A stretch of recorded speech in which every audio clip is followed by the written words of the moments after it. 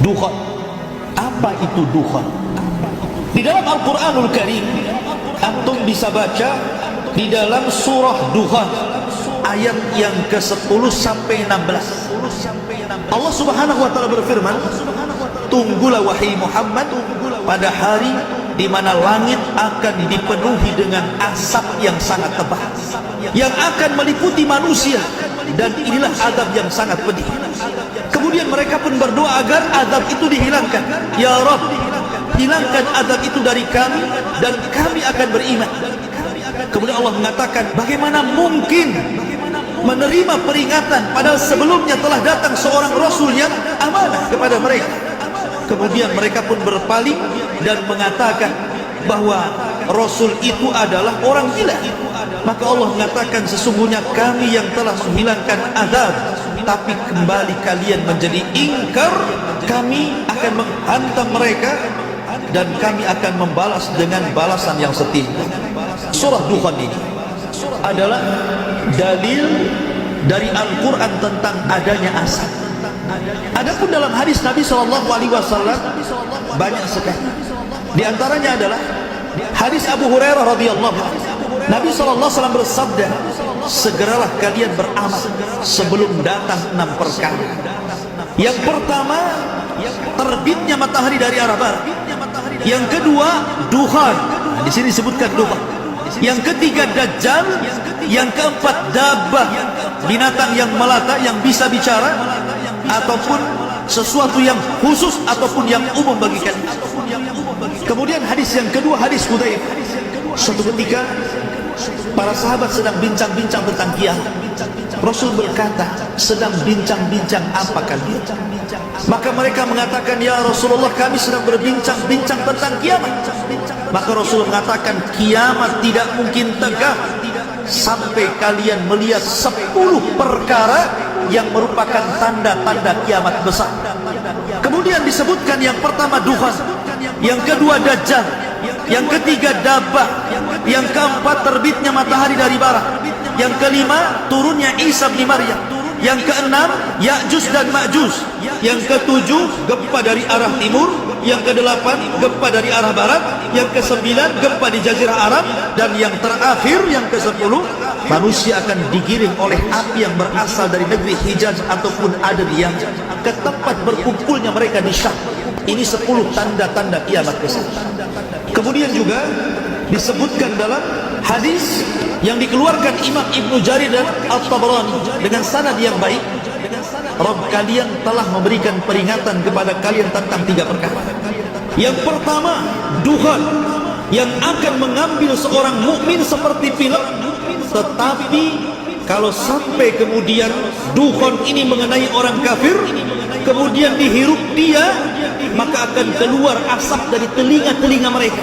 Dalam riwayat dari hidung mereka, dari mata mereka, bahkan dalam riwayat dari dubur mereka.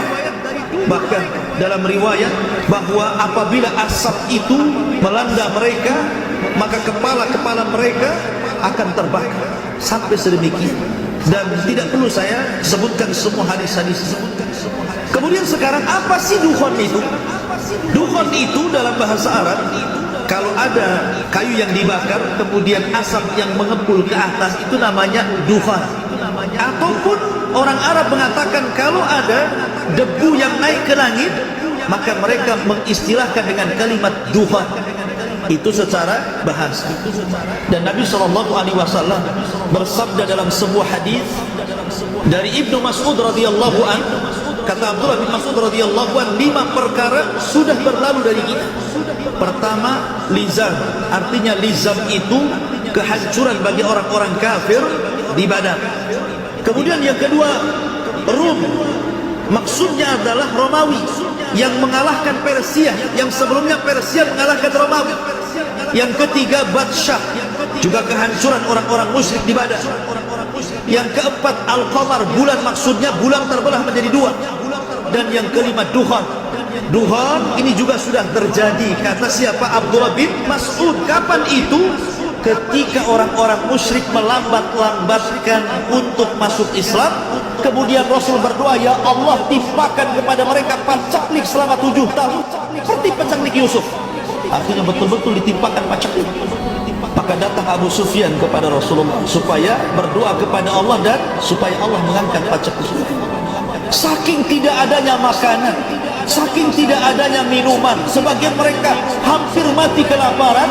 Kemudian mata mereka berkaca-kaca melihat ke langit itu seolah ada asap.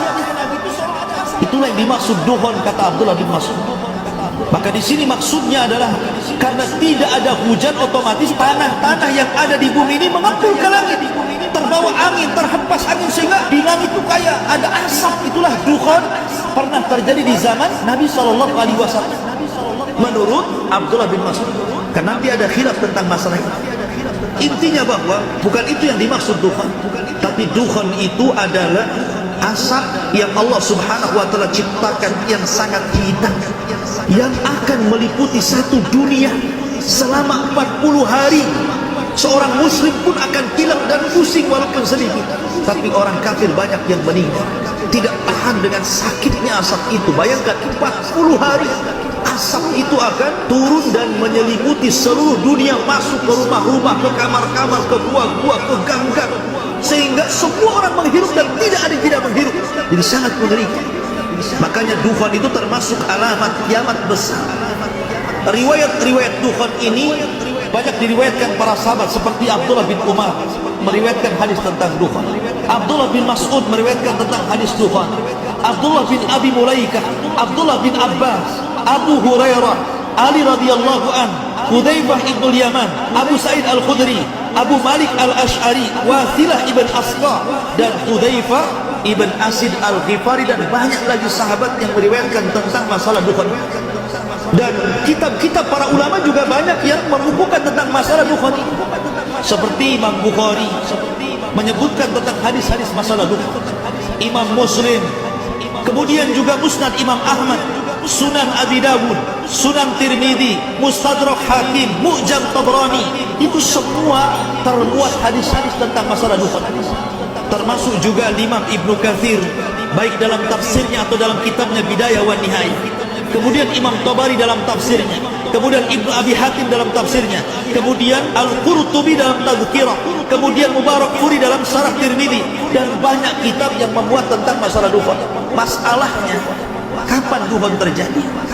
Tidak ada hadis yang menjelaskan tentang pasti, karena hadis itu redaksi ke redaksi. Ada yang dimulai dukhon, ada yang dimulai bukan dukhon. Ini semua kembali kepada ijtihad para ulama. Kalau ijtihad para ulama berarti bisa benar bisa salah, karena Rasul tidak menyebutkan 1, 2, 3, 4, 5 satu dukhon. Nah, ada memang riwayat dukhon pertama, tapi tidak semua riwayat meletakkan dukhon pertama. Ada yang meletakkan dajjal pertama. Jadi tidak bisa kita pastikan mana duluan.